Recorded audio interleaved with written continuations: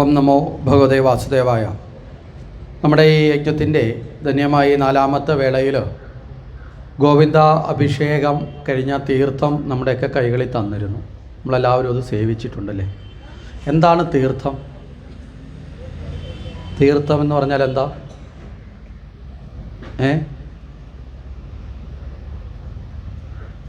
നമ്മുടെ ആചാര സംബന്ധമായ കാര്യങ്ങളെക്കുറിച്ചും നമ്മൾ കൂടുതൽ സമയങ്ങളിൽ ക്ഷേത്രാചാരങ്ങളിൽ മുഴുകുന്നവരാണ് അല്ലേ. അപ്പോൾ അത് സംബന്ധമായ കാര്യങ്ങളും നമ്മൾ ആചരിക്കപ്പെടുന്ന സമയത്ത് അതിനൊരു വ്യക്തത ഉണ്ടാവണം. വ്യക്തതയായും കൃത്യതയും ഉണ്ടാകുമ്പോഴാണ് അത് നമ്മുടെ കർമ്മത്തിൻ്റെ ഫലം കൂടി അതിൽ ചേർന്ന് അറിവായി ചേർന്ന് മനസ്സിലാവുന്നത്. തീർത്ഥം എന്നാൽ എന്താ? നമ്മളിപ്പോൾ ധരിച്ചു വച്ചിരിക്കുന്ന ക്ഷേത്രത്തിലെ പൂജയ്ക്ക് ചെന്ന് കഴിഞ്ഞ് കഴിഞ്ഞാൽ കിട്ടുന്ന അല്ലേ, അവിടെ ശംഖിൽ നിന്നോ കിണ്ടിയിൽ നിന്നോ അല്ലെങ്കിൽ എന്തോ സ്പൂൺ കൊണ്ടോ കോരിത്തരുന്ന ജലമാണ് തീർത്ഥം. അവിടെ തീർത്ഥം എന്നത് ജലം അല്ല. തീർത്ഥം ജലത്തിൻ്റെ ഒരു ഭാഗം, തീർത്ഥത്തിൻ്റെ ഒരു ഭാഗം മാത്രമാണ് അത്. തീർത്ഥങ്ങൾ 4 വിധ തീർത്ഥങ്ങൾ പ്രധാനമായിട്ടുണ്ട്. മനസ്സിലായില്ലേ? തീർത്ഥം എന്ന വാക്കിൻ്റെ അർത്ഥം നമ്മൾ കൃത്യമായി ധരിക്കണം. ഇത്രയും കാലം നമ്മൾ ആചാരങ്ങളിലൂടെ തീർത്ഥം താ തിരുമേനി എന്നൊക്കെ ചോദിച്ചിട്ടും എന്താണ് തീർത്ഥം എന്ന അർത്ഥം നമ്മൾ ഗ്രഹിക്കാത്തതാണ് നമുക്ക് പലപ്പോഴും ഈ ഒരു കൃത്യമായ ഗതിയിലേക്ക് പോകാനുള്ള തടസ്സം. ഇവിടെ തീർത്ഥം എന്ന വാക്കിൻ്റെ അർത്ഥം ശുദ്ധീകരിക്കുന്നതെന്തോ അത് തീർത്ഥമാണ്. ശുദ്ധീകരിക്കാൻ കഴിവുള്ളതെല്ലാം തീർത്ഥമാണ്. അഗ്നി ഒരർത്ഥത്തിൽ തീർത്ഥമാണ്. മനസ്സിലായില്ലേ? അഗ്നി തീർത്ഥമാണ്. അതുകൊണ്ടാണ് നമ്മൾ മരണാനന്തരം ശരീരത്തെ ശുദ്ധീകരിക്കാൻ ഏതിലേക്ക് കൊടുക്കുന്നത്? അഗ്നിയിലേക്ക് കൊടുക്കുന്നത്. മനസ്സിലായില്ലേ? അഗ്നി അത്തരത്തിൽ തീർത്ഥമാണ്. പക്ഷെ അത് എല്ലായ്പ്പോഴും അതിലേക്ക് നമ്മൾ സമർപ്പിക്കപ്പെടില്ല. അതുകൊണ്ട് അതിനെ മാറ്റിവെക്കാം. നമ്മുടെ ജീവിതവുമായി ബന്ധപ്പെട്ട് 4 തീർത്ഥങ്ങൾ നമ്മൾ കൃത്യമായി മനസ്സിലാക്കേണ്ടതുണ്ട്. അപ്പോൾ ആ 4 തീർത്ഥങ്ങൾ സേവിക്കേണ്ടതിന് 4 തരമാണ്. നമ്മളിപ്പോൾ ഏത് തരത്തിലാണ് സേവിക്കുന്നത്? ഇപ്പോൾ നമ്മൾ തീർത്ഥം കിട്ടിയാൽ എങ്ങനെയാണ് സേവിക്കുന്നത്? തീർത്ഥം കിട്ടിയാൽ അപ്പോൾ പലതരത്തിലാണ്. ചിലരൊക്കെ തീർത്ഥം സേവിക്കുന്നുണ്ട്. ആ പുറകിൽ നിൽക്കുന്ന ആൾ അല്ലെങ്കിൽ മുമ്പിൽ നിൽക്കുന്ന ആൾ വിചാരിക്കും വിളിച്ചതാണെന്ന് വിചാരിക്കും. കാര്യം എന്ന് വെച്ചാൽ ഇപ്പം കൈ ഇങ്ങനെ വെച്ചിട്ട് ഇങ്ങനെ ഒരു പിടി അങ്ങ് പിടിക്കില്ല, സോഡാ കുപ്പി പൊട്ടിക്കുന്നതാണ് കാണാം. മനസ്സിലായില്ലേ? ഇങ്ങനെയൊക്കെ തീർത്ഥം കുടിക്കുന്ന ശബ്ദങ്ങളൊക്കെ നമ്മൾ അമ്പലങ്ങളിൽ കേൾക്കാൻ സാധിക്കും. കാരണം ചിലരങ്ങനെയാണ്, കിട്ടുന്നത് ഒരു തുള്ളി പോലും പോകാതെ അല്ലേ, എന്ത് കിട്ടിയാലും ഉള്ളിലാക്കണമെന്ന് പറയുന്നവരാണ്. അപ്പോൾ അങ്ങനെയുള്ള തരത്തിലൊക്കെ നമ്മൾ സേവിക്കാറുണ്ട്. ഇവിടെ നമ്മൾ മനസ്സിലാക്കേണ്ടത് തീർത്ഥങ്ങൾ 4 തരത്തിലുണ്ട്. അവ ഓരോന്നും സേവിക്കേണ്ടതിന് കൃത്യമായ പദ്ധതികളുമുണ്ട്. അപ്പോൾ ഇവിടെ 4 തരത്തിൽ എല്ലായിടത്തും ജലം വേണമെന്നില്ല. ഇപ്പം നിങ്ങൾ ക്ഷേത്രത്തിൽ പോകുന്നത് തീർത്ഥമാണ്, പോകുന്നത് തന്നെ ഒരു തീർത്ഥമാണ്. വീട്ടിലിരുന്ന് സന്ധ്യയ്ക്ക് നാമം ജപിക്കുന്നത് തീർത്ഥമാണ്. കാരണം നാമം ജപിക്കുന്നതിലൂടെ എന്താ സംഭവിക്കുന്നത്? ഈശ്വരൻ ശുദ്ധീകരിക്കുമോ? നമ്മൾ ശുദ്ധീകരിക്കപ്പെടുമോ? നമ്മൾ ശുദ്ധീകരിക്കപ്പെടും. മനസ്സിലായില്ലേ?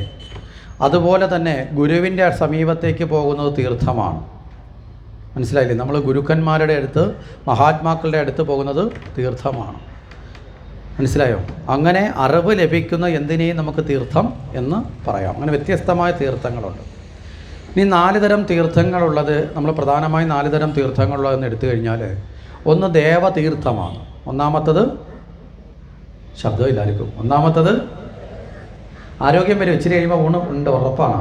ഒന്നുറക്കെ പറഞ്ഞേ. ഒന്നാമത്തത് രണ്ടാമത്തെന്ന് പറയുന്നത് പിതൃതീർത്ഥമാണ്. എന്താ? പിതൃതീർത്ഥം. മൂന്നാമത്തെന്ന് പറഞ്ഞാൽ ഗുരുതീർത്ഥമാണ്. എന്താ? ശബ്ദം വീണ്ടും പോയി. ഗുരുതീർത്ഥമാണ്. 4ാമത്തെന്ന് പറഞ്ഞാൽ ആത്മതീർത്ഥമാണ്. ഇനി പറയണമെന്ന് പറയണമല്ലേ? പറഞ്ഞോ. ആത്മതീർത്ഥം. നമ്മൾ ഈ ആട്ടുംകുട്ടിക്ക് പ്ലാവല കൊടുത്ത് ശീലിപ്പിക്കുന്ന കണക്കാ. മനസ്സിലായില്ലേ? ആട്ടുംകുട്ടിക്ക് അല്പം കൂടെ ബോധമുണ്ട്. 4 തവണ 3 തവണ നമ്മൾ ഇലയെടുത്ത് ഇങ്ങനെ കൈ ഇങ്ങനെ കാണിച്ചു കൊടുത്താൽ അത് വാ തുറന്നുകൊണ്ട് വരും. 4ാമത്തെ തവണ ഇലയില്ലാതെ കാണിച്ചാൽ അത് വാ തുറന്നുണ്ട്. പക്ഷെ നമ്മൾ തുറക്കില്ല. അപ്പോൾ ഒന്നാമത്തത് ഏതാ? ദേവതീർത്ഥം. രണ്ടാമത്തത് പിതൃതീർത്ഥം. മൂന്നാമത്തത് ഗുരുതീർത്ഥം. 4ാമത്തത് ആത്മതീർത്ഥം. ഇതാണ് 4 എണ്ണം. മനസ്സിലായില്ലേ? അപ്പോൾ ഈ 4 തരം തീർത്ഥങ്ങളെയും സേവിക്കേണ്ടത്, അല്ലെങ്കിൽ തീർത്ഥത്തിൻ്റെ അനുഷ്ഠാനത്തെ കൽപ്പിച്ചിരിക്കുന്ന നമ്മുടെ ഈ കരങ്ങളിലൂടെയാണ്. അതിൽ ദേവതീർത്ഥം എങ്ങനെയായിരിക്കണം? നമ്മുടെ പഞ്ചേന്ദ്രിയങ്ങളും ഏകഭാവത്തിൽ വന്ന് ഇന്ദ്രിയങ്ങളൊന്നും പുറമേ ബഹിരിക്കാതെ എല്ലാം ഭഗവാനിലേക്കാണ് എന്ന ബോധത്തെ ഉണർത്തിക്കൊണ്ടാണ് ദേവതീർത്ഥം ചെയ്യേണ്ടത്. ദേവതീർത്ഥം വെച്ചാൽ പൂജാതി കർമ്മങ്ങളാണ് ദേവതീർത്ഥം എന്ന് പറയുന്നത്. മനസ്സിലല്ലേ? അവിടെ പൂജാതി കർമ്മങ്ങൾ ആരെയാണ് ശുദ്ധീകരിക്കുന്നത്? നമ്മളെയാണ്, ദേവനെയല്ല. നമ്മളാരും ദേവനെ ശുദ്ധീകരിക്കേണ്ട ആവശ്യമില്ല. കാരണം ദേവൻ്റെ പരമമായ പദം എന്താണെന്ന് ചോദിച്ചാൽ വളരെ കൃത്യമായിട്ട് ഭഗവത്ഗീതയിൽ ശ്രീകൃഷ്ണ ഭഗവാൻ പറയുന്ന ഭാസ യഥേ സൂര്യോ ന ശശാങ്കോ ന പാവക യദ്ഗത്വാന നിവർത്തന്ത തഥാത്മ പരമം മമ. എൻ്റെ പദം അല്ലയോ അർജുന നീ അറിയണം. ന ഭാസ യഥോ സൂര്യോ ന ശശാങ്കോ ന പാവക. അവിടെ സൂര്യനോ ചന്ദ്രനോ ഒന്നും അവിടെ പ്രകാശിപ്പിക്കാൻ വരേണ്ടതില്ല. മനസ്സിലായില്ലേ? അവിടെ വായുവിന് വേണ്ടി പാവകൻ വരേണ്ട ആവശ്യമില്ല. ന ഭാസ യഥോ സൂര്യോ ന ശശാങ്കോ ന പാവക യദ്ഗത്വാന നിവർത്തന്ത. അവിടെ പരമമായ സ്ഥാനത്ത്, ഏറ്റവും ഉന്നതമായ സ്ഥാനത്ത് സ്വയം പ്രകാശിതമായിക്കൊണ്ട് തന്നെ. മനസ്സിലായില്ലേ? അവിടെ ആരുണ്ടാവും? ഞാനുണ്ടാവും. അവരെ ആരുടെയും പ്രകാശിതമല്ലാതെ എല്ലാത്തിനെയും പ്രകാശിപ്പിച്ചുകൊണ്ട് എല്ലാത്തിനും ഉപരി വർത്തിക്കുന്ന സ്ഥാനമാണ് എൻ്റേത്. അപ്പോൾ അങ്ങനെയുള്ള ഭഗവാനെ നമ്മൾ ശുദ്ധീകരിക്കേണ്ട ആവശ്യമുണ്ടോ? വേണ്ട. അപ്പം നമ്മളെ ശുദ്ധീകരിക്കാനാണ് നമ്മൾ പൂജ ചെയ്യുന്നത്, അല്ലേ? അപ്പോൾ അതുകൊണ്ട് തന്നെ തീർത്ഥം, ദേവതീർത്ഥത്തിൻ്റെ പൂജയാണ്. അപ്പോൾ പൂജാതി കർമ്മങ്ങൾ ചെയ്യുമ്പോൾ എങ്ങനെ ചെയ്യണം? നമ്മൾ കൈയുടെ ഈ വിരൽ തുമ്പിലൂടെയാണ് പുഷ്പം അർപ്പിക്കുന്നത്, തീർത്ഥമൊഴിക്കുന്നതെല്ലാം ഇങ്ങനെയാണ്. അപ്പോൾ ദേവതീർത്ഥം ചെയ്യേണ്ട സ്ഥാനമാണ് ഈ വിരൽത്തുമ്പിലൂടെയുള്ള കർമ്മങ്ങൾ എന്ന് മനസ്സിലാക്കുക. അപ്പോൾ ഇത് ദേവതീർത്ഥം. ഇനി പിതൃതീർത്ഥം എങ്ങനെയാണ് ചെയ്യേണ്ടത്? എപ്പോഴാണ് പിതൃതീർത്ഥം ചെയ്യുന്നത്? മരണാനന്തര കർമ്മം, ശ്രാദ്ധകർമ്മം ഒക്കെ ചെയ്യുമ്പോഴാണ്. ബലിയിലൊക്കെ എങ്ങനെയാണ് ചെയ്യുന്നത്? എങ്ങനെയായിരിക്കണം? എങ്ങനെയായിരിക്കണം? മുദ്ര കാണിച്ചാൽ മതി. നമ്മൾ ഇങ്ങനെയൊന്നും ചെയ്യില്ല. ഒക്കെ ഈ ആചാരങ്ങളെ പലപ്പോഴും പിന്തുടരാതെ, പല ആചാരങ്ങളെ കൃത്യമായി പഠിപ്പിക്കേണ്ട സമുദായ സംഘടനകളടക്കം ഇപ്പോൾ അത് പഠിക്കാതെ പറഞ്ഞു കൊടുത്ത് ശീലിപ്പിച്ചപ്പോൾ ഏതാണ്ടൊക്കെ ഈ പൊട്ടൻ കുളത്തിൽ വീണാക്കുള്ള അവസ്ഥയെ നിലവിളിക്കാനും പറ്റുന്നില്ല, ആരും രക്ഷിക്കാനുമില്ല. ഇതേ അവസ്ഥയിലാണ് നമ്മളിപ്പോൾ പെട്ടുപോകുന്നത്, ഇല്ലേ? ഉറക്കം നിലവിളിക്കാനുള്ള കഴിവുണ്ടെങ്കിൽ എന്ത് ചെയ്യാം? ഒന്ന് നിലവിളിച്ചെങ്കിൽ ആളിനെ കൂട്ടി രക്ഷപ്പെടാം. ഇതൊന്നും പറ്റാതെ ആ ഒരു അവസ്ഥയിൽ പെട്ടുപോകുന്ന അവസ്ഥയിലാണ്. ഇവിടെ പിതൃതീർത്ഥം വളരെ കൃത്യമായി പറയുന്നത് നമ്മുടെ ഈ ചൂണ്ടുവിരലിനും പെരുവിരലിനും മധ്യേ, മനസ്സിലായില്ലേ? ഇങ്ങനെ പുറം കൈ തിരിഞ്ഞിട്ട് പോകണം. അതിൽ തീർത്ഥം ജലം ഒഴുകുമ്പോൾ നമ്മുടെ ഈ തള്ളവിരലൂടെ ഒഴുകി താഴോട്ട് വീഴണം. ഇങ്ങനെയാണ് ബലിച്ചോറ് വെക്കേണ്ടത്. ഇങ്ങനെയാണ്. പലരും പേടിച്ച് ഇങ്ങനെ പൊത്തിയാണ് വെക്കുന്നത്. അങ്ങനെ വെക്കാൻ പാടില്ല. കാരണം എന്താ? ഇതൊന്നും പിന്നീട് ആവർത്തിക്കപ്പെടാൻ നമ്മൾ ആഗ്രഹിക്കുന്നില്ലാണോ? വീണ്ടും വീണ്ടും വീണ്ടും മരണം വരണമെന്ന് ആഗ്രഹിക്കുമോ? മരണം തനിയെ വന്നോളൂ, അത് നമ്മൾ ആഗ്രഹിക്കില്ല. അപ്പോൾ ശുഭകാര്യങ്ങൾക്കാണ് കൈയുടെ മുൻഭാഗം വെക്കുന്നത്. ഇത് പുറം കൈയാണ്, തിരിച്ചു വരും. മനസ്സിലായില്ലേ? എന്തിനാണ് ഈ വിരൽ തമ്മിൽ ചേർന്നിട്ട് പോകുന്നതെന്ന് ചോദിച്ചാൽ ഇതിന് ജീവാത്മാവ് എന്നൊരു തത്വമുണ്ട്. നമ്മളിപ്പോൾ ആരോടെങ്കിലും സംസാരിക്കുമ്പോൾ നിങ്ങൾ ചൂണ്ടുന്ന വിരളേതാ? മനസ്സിലായില്ലേ? നമ്മൾ അറിയാതെയാണെങ്കിൽ നമ്മളിതൊക്കെ ചെയ്യുന്നുണ്ട്. ജീവൻ എന്ന രീതിയിൽ ഞാൻ ആരാന്നോ നീ എൻ്റെ കൂടെ ഇനി കളിക്കരുത് എന്നൊക്കെ പറഞ്ഞ് ഈ വിരൽ വെച്ചിട്ടല്ലേ? കൊച്ചുകുട്ടി തൊട്ട് ഈ വിരലാണ്. ആരെങ്കിലും ഇങ്ങനെ പറയാറുണ്ടോ? ഇല്ല. അപ്പോൾ ഇത് ജീവൻ്റെ പ്രതീകമാണ്. ജീവൻ നിർദ്ദേശിക്കുന്ന, നിർദ്ദേശം കൊടുക്കുക, ജീവൻ്റെ ഡയറക്ഷൻ, ഇതെല്ലാം ആരംഭിക്കുന്ന ഈ വിരലിലാണ്. ഇതാണ് ചൂണ്ടുവിരലെന്ന് പറയുന്നത്, ചൂണ്ടി പിടിക്കുക എന്ന് പറയുന്നത്. അപ്പോൾ ഈ ചൂണ്ടുവിരൽ, ഈ പെരുവിരലെന്ന് പറയുന്നത് പരമാത്മാവാണ്. അപ്പോൾ ഇവ തമ്മിലുള്ള സംയോജനമാണ് ജീവ മരണം എന്ന് പറയുന്നത്. മരിക്കുമ്പോൾ നമ്മുടെ സങ്കല്പം എന്താ? നമ്മുടെ സങ്കല്പത്തിൽ നരകത്തിൽ പോയോ സ്വർഗത്തിൽ പോയെന്ന് അറിയാൻ നമുക്ക് എന്തെങ്കിലും വഴിയുണ്ടോ? നമ്മുടെ സങ്കല്പം എന്താ? നമ്മുടെ ഒരു പ്രിയപ്പെട്ട ഒരാൾ മരിച്ചാൽ നമ്മുടെ സങ്കല്പം എന്താ? അവൾ മോക്ഷഗതിയായി, അല്ലേ? മോക്ഷം കിട്ടി, ഭഗവാനിലേക്ക് പോയി. ഇത്രയേ ഉള്ളൂ നമ്മുടെ സങ്കല്പം. ഇനി പോയത് എവിടെയാണെന്ന് അറിയാൻ കത്തയക്കാനോ ഫോൺ വിളിക്കാനോ ഒന്നും സാധ്യമല്ല. പോയി തിരക്കി നോക്കിയിട്ട് വിശേഷം ചോദിക്കാൻ പറ്റുമോ? അതും പറ്റത്തില്ല. അപ്പോൾ പിന്നെ ആ ശ്രമം നമ്മൾ വിട്ടേക്കുക. പിന്നെ നമ്മുടെ സങ്കല്പത്തിൽ ഏറ്റവും ഉന്നതമായൊരു സങ്കല്പം നമ്മൾ കൊടുത്തേക്ക്. എന്താ? മോക്ഷം കിട്ടി, ഭഗവാനിലേക്ക് ചേർന്നു. അപ്പോൾ ഇത് പരമാത്മാവാണെങ്കിൽ ഇത് ജീവാത്മാവ്, ജീവാത്മാവ് പരമാത്മാവിലേക്ക് ചേർന്നു. മനസ്സിലായില്ലേ? ഇതൊരു മുദ്രയും കൂടിയാണ്, യോഗമുദ്രയിൽ ചിന്മുദ്ര എന്ന് പറയാം. അയ്യപ്പൻ ഇരിക്കുന്നത് എങ്ങനെയാണ്? ശബരിമലയിൽ. എന്തിനാ അയ്യപ്പൻ ഇങ്ങനെ ഇരുന്നത്? അയ്യപ്പന് തോന്നിയില്ലേ? ഈ ചിന്മുദ്ര നമുക്കൊരു വലിയ അറിവിനെ പകരാനാണ്. നമ്മുടെ ഓരോ ദേവതാരൂപങ്ങളും ആ രൂപങ്ങളുടെ തത്വങ്ങൾ അറിയാൻ വേണ്ടിയിട്ടുള്ള, അല്ലാതെ ദേവതയ്ക്ക് ഇന്ന രൂപമൊന്നുമില്ല. മനസ്സിലായില്ലേ? അപ്പോൾ ഭദ്രകാളി നാക്ക് നീട്ടി നിൽക്കുന്നത് എന്തിനാ? അതിനൊരു അർത്ഥമുണ്ട്. ആ അർത്ഥത്തെ അറിയാൻ എന്തിനാണ് തലയോട്ടിയുടെ മാലയിട്ടേക്കുന്നത്? നിങ്ങളൊന്ന് ചിന്തിച്ച് നോക്കുക. ഒരു മരണ വീട്ടിൽ പോയിട്ട് കുളിക്കാതെ നിങ്ങൾ അമ്പലത്തിൽ കയറുമോ? ഇല്ല. വീട്ടിൽ കയറുമോ? അങ്ങനെയാണെങ്കിൽ ചുടുകാട്ടിലെ ഭസ്മം പൂശിയ ശിവൻ എങ്ങനെ അമ്പലത്തിനകത്തിരിക്കുന്നത്? എങ്ങനെയാ? തലയോട്ടിയും കൈകാലുകൾ വെട്ടി ഉടലിലും മാലയും കെട്ടി അരയിലും കെട്ടിക്കൊണ്ടിരിക്കുന്ന ഭദ്രകാളി എങ്ങനെ അമ്പലത്തിനകത്തിരിക്കുന്നത്? പിന്നെ കൂടാതെ ദാരുകൻ്റെ തലയും കയ്യിൽ വെട്ടിപ്പിടിച്ചിട്ടുണ്ട്. ഇതൊക്കെയായിട്ട് ഇരിക്കുന്ന ക്ഷേത്രത്തിൽ ഇരിക്കുന്ന ദേവിയുടെ ക്ഷേത്രത്തിലാണ് ഒരു തുള്ളി രക്തം വീണ ശുദ്ധികലശം നടത്തണമെന്നും പറഞ്ഞ് പൈസ അടച്ച് ശുദ്ധികലശം നടത്തേണ്ടി വരുന്നത്.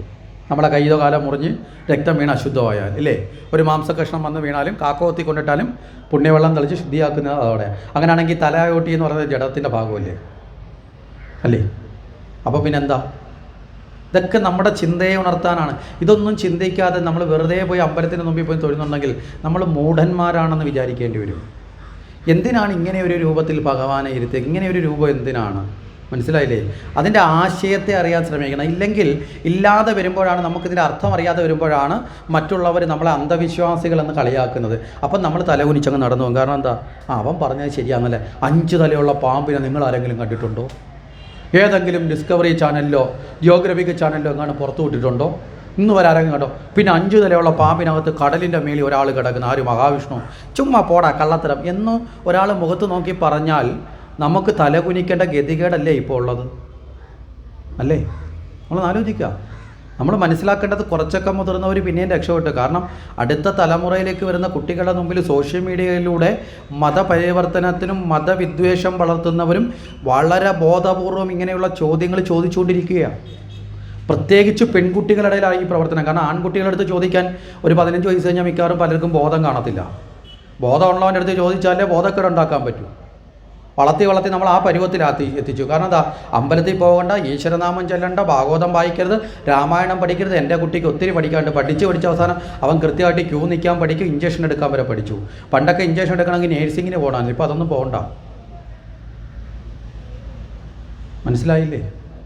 നമ്മൾ തിരിച്ചറിയേണ്ട കാര്യങ്ങളാണ്. വളരെ അപകടകരമായ വക്കിലാണ് നമ്മൾ നിൽക്കുന്നത്. ഏറ്റവും കൂടുതൽ ഈ അപകടത്തിൽ നിൽക്കുന്നത് ഹിന്ദു സമൂഹമാണ്.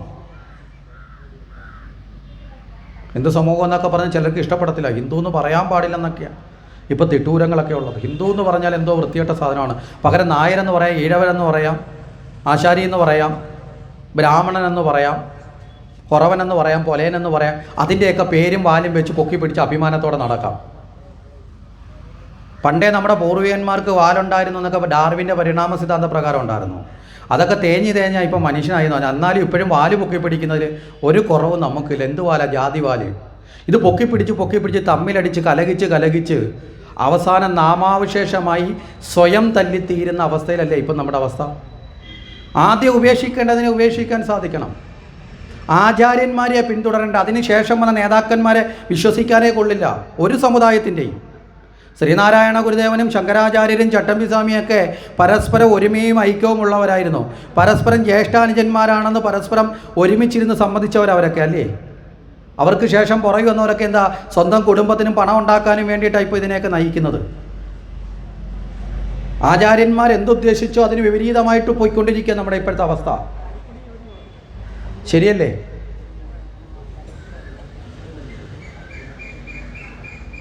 സ്വാമി വിവേകാനന്ദൻ കേരളത്തിലൂടെ യാത്ര ചെയ്തപ്പോൾ കേരളം ഭ്രാന്താലയം എന്നൊക്കെ പറഞ്ഞു എന്ന് പറയുന്നുണ്ട്. അദ്ദേഹം തിരിച്ചു പോയി കഴിയുമ്പോൾ അദ്ദേഹം വളരെ വ്യക്തമായിട്ട് പറഞ്ഞു, കേരളത്തിലൂടെ യാത്ര ചെയ്യുമ്പോൾ ഞാനൊരു യഥാർത്ഥ മനുഷ്യനെ കണ്ടു.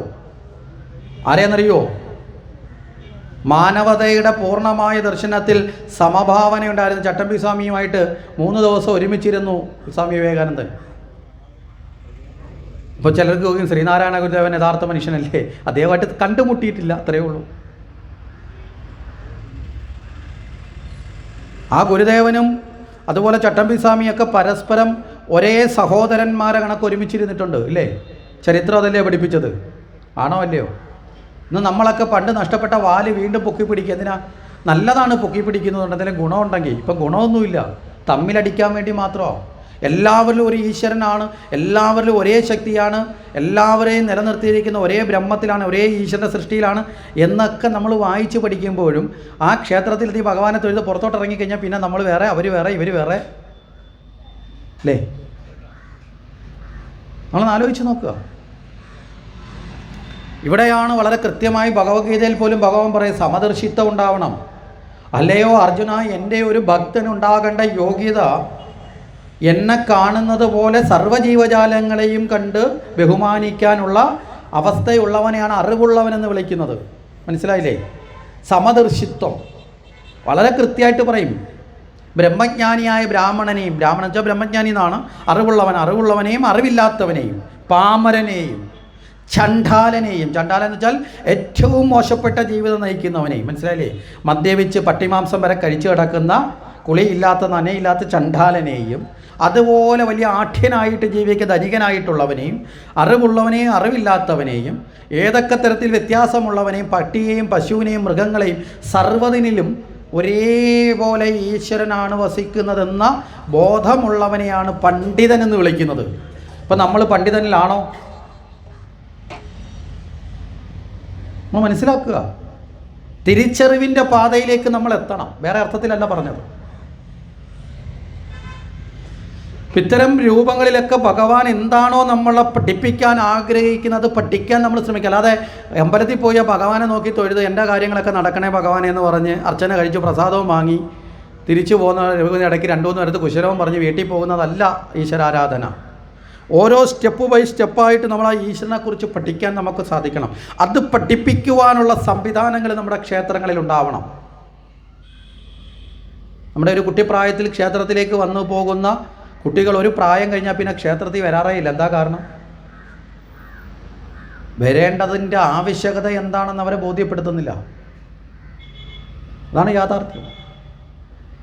ഇത്തരത്തിലുള്ള വിഷയങ്ങളിൽ നമ്മുടെ ഈശ്വരാരാധനയിൽ ഇത്തരം വിഷയങ്ങളെ ചൂണ്ടിക്കാണിച്ചിട്ടാണ് നിങ്ങളുടെ ദേവി എന്താ തലയോട്ടിയിട്ടുകൊണ്ടിരിക്കുന്നത്, നിങ്ങളുടെ ദേവൻ്റെ കയ്യിൽ ഇന്ന സാധനമല്ലേ ഇരിക്കുന്നത്, 5 തലയുള്ള പാമ്പിനകത്ത് കിടക്കുന്നത്, ലോകത്ത് എവിടെയെങ്കിലും നടക്കുന്നതൊക്കെ ചോദിക്കും. നമ്മളെ കുട്ടികൾ അവരുടെ യുക്തി വെച്ച് അവർ പറയും ശരിയാ ഞങ്ങളുടെ ദൈവം അന്ധവിശ്വാസമാണ്. അവരവിടെ ഉപേക്ഷിച്ചു. പിന്നെ അവൻ ഒന്നുകിൽ ഈശ്വര വിരുദ്ധനായി മാറി, അല്ലേ? ഈശ്വര വിശ്വാസത്തിൻ്റെ വിരുദ്ധനായി മാറി. അത് കഴിഞ്ഞാലോ അല്ലെങ്കിലോ വേറെ ഏതെങ്കിലും മതത്തിൻ്റെ കോട്ടയിലേക്ക് പോയി അവൻ ആത്മാഭിമാനം പണയം വെച്ച് മാറും. ഇത് രണ്ടുമാണ് സംഭവിക്കുന്നത്. ഇതിന് രണ്ടിൻ്റെയും നഷ്ടം ഹിന്ദു സമൂഹത്തിന് തന്നെയാണല്ലേ?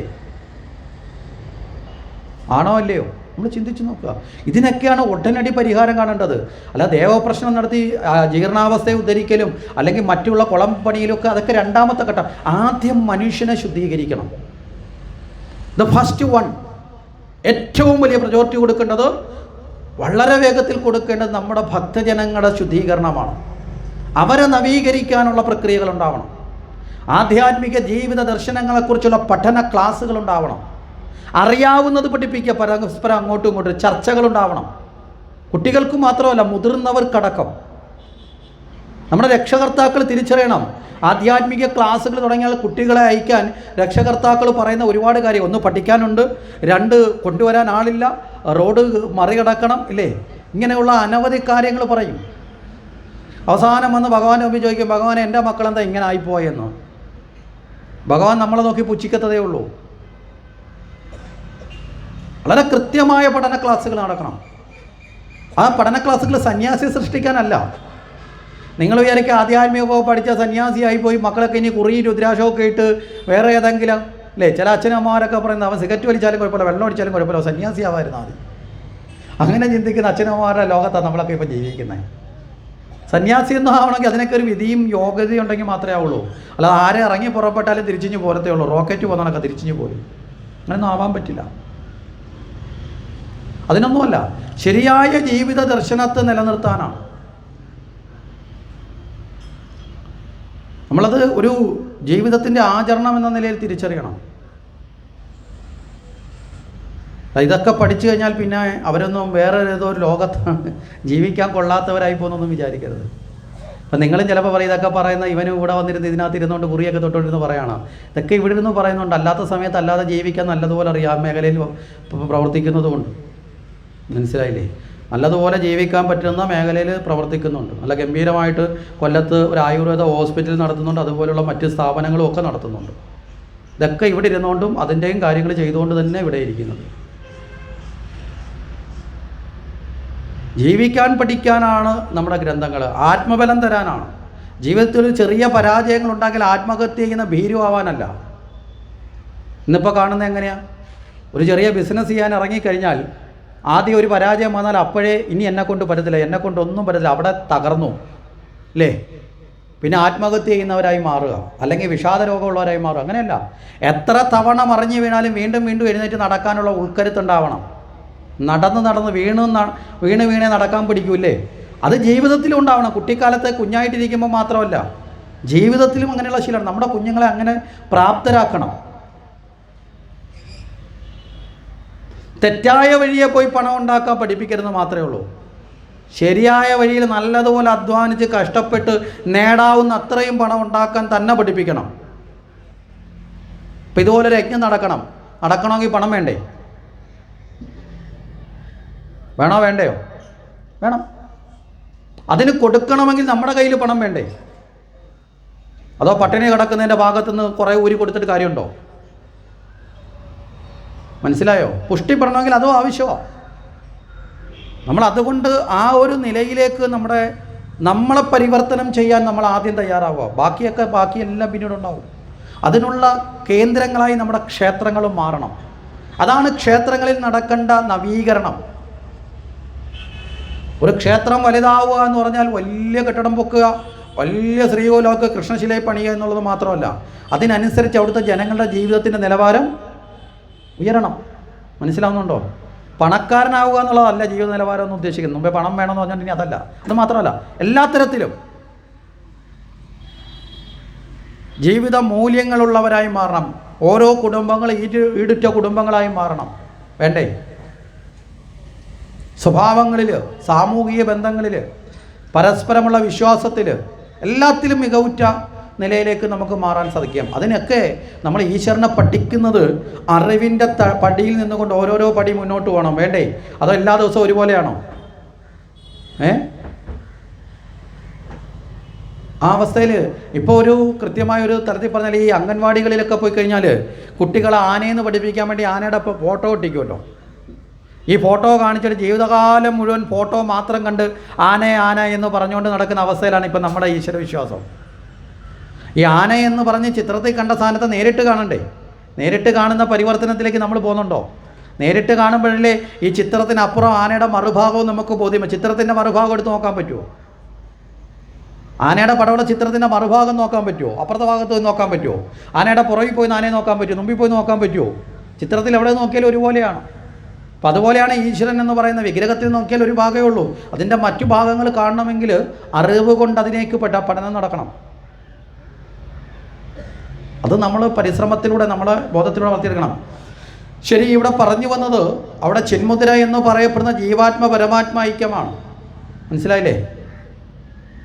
അവിടെ ശരീരം, മനസ്സ്, ബുദ്ധി കടന്ന് ജീവൻ പരമാത്മാവിലേക്ക് ചേരുന്നു. ഇതാണ് ചിന്മുദ്രയുടെ തത്വം. തമോ ഗുണം, രജോ ഗുണം, സത്വഗുണം കടന്ന് ജീവാത്മാവ് പരമാത്മാവിലേക്ക്. അനവധി അർത്ഥങ്ങളുണ്ട്. അല്ല വെറുതെ ഒരു കൈയുടെ ഇങ്ങനെ മുദ്ര വെച്ചതല്ല. അപ്പോൾ ഇവിടെ അത്തരത്തിലുള്ള ആ ഒരു രീതിയിലുള്ള പിതൃതീർത്ഥം പറഞ്ഞു. ഇനി ഇത് കഴിഞ്ഞാൽ അടുത്ത ഗുരുതീർത്ഥമാണ്. ഗുരുതീർത്ഥം എന്താ? ഗുരുതീർത്ഥം എന്ന് വെച്ചാൽ ഗുരുവിന് ദക്ഷിണ കൊടുക്കുക എന്നുള്ളതാണ്. ദക്ഷിണ കൊടുക്കുന്നതിലൂടെ നമ്മൾ ശുദ്ധീകരിക്കപ്പെടും. എന്താ?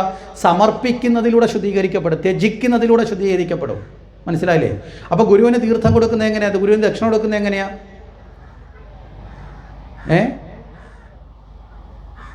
സ്കൂളിൽ ഫീസ് കൊടുക്കുന്നല്ല. അതെന്താ? സാറേ ഇങ്ങനെ അതല്ല. ഗുരുവിന് തീർത്ഥം കൊടുക്കുന്ന കയ്യിൽ വെച്ച് കൈയുടെ അടിഭാഗത്തൂടെയാണ് തീർത്ഥം കൊടുക്കുന്നത്. ഈ ഭാഗത്തൂടെയാണ്. കാര്യം കൈയുടെ അടി തുറന്ന് മുകളം കടയ്ക്കും. ഗുരുവിൻ്റെ കയ്യിലേക്കല്ലേ കൊടുക്കുന്നത്. അപ്പോൾ ഈ കൈയുടെ മുകളിലേക്ക് നമ്മുടെ കൈ കൊണ്ടുവന്നിട്ട് അടിഭാഗം തുറന്നിട്ട് മുകൾ ഭാഗം അടച്ച് എടുത്ത് നമസ്കരിക്കും. അങ്ങനെയല്ലേ കൊടുക്കുന്നത്. അപ്പോൾ ഇതിലേടെ കൊടുക്കുന്നത് ഈ ഭാഗത്തൂടെയാണ്. മനസ്സിലായില്ലേ? അപ്പോൾ ദേവതീർത്ഥം ഇതിലെ, പിതൃതീർത്ഥം ഇതിലെ, ഗുരുതീർത്ഥം ഇതിലെ. ഇനി നാലാമത്തെ തീർത്ഥമാണ് ആത്മതീർത്ഥം, നമ്മുടെ ഉള്ളിലേക്കുള്ള. അതിന് ഇനി നാലാമത് ഒരേ ഒരു സ്ഥലമുള്ള കയ്യിൽ. എവിടെയാ? ഇതിലൂടെയാണ് ക്ഷേത്രത്തിലെ തീർത്ഥം നമ്മൾ ഉള്ളിലേക്ക് എടുക്കേണ്ട. മനസ്സിലായില്ലേ? അല്ലാതെ എല്ലാം തറയിൽ പോവാതിരിക്കാൻ വേണ്ടി ഇങ്ങനെയൊക്കെ ഇപ്പോൾ ആന തുമ്പി കൈ പിടിക്കുന്നതിനൊക്കെ ഒരു പിടുത്തമൊക്കെ ഉണ്ട്. അങ്ങനെയല്ല. തീർത്ഥം മുഴുവൻ കുടിക്കാൻ പാടില്ല. ചിലരൊക്കെ ഇവിടെ ഗ്ലാസ്സിൽ നിന്ന് മേടിച്ച് മുക്കറായിട്ട് കുടിക്കുന്നുണ്ടോ? തീർത്ഥം കുടിക്കുമ്പം 1-2 തുള്ളിക്ക് അപ്പുറം തീർത്ഥം കുടിക്കാൻ പാടില്ല. അറിവുള്ള തിരുമേനിമാർ തീർത്ഥം തോനെ കൊടുക്കാനും പാടില്ല. ഇത് രണ്ടും പ്രധാനമാണ്.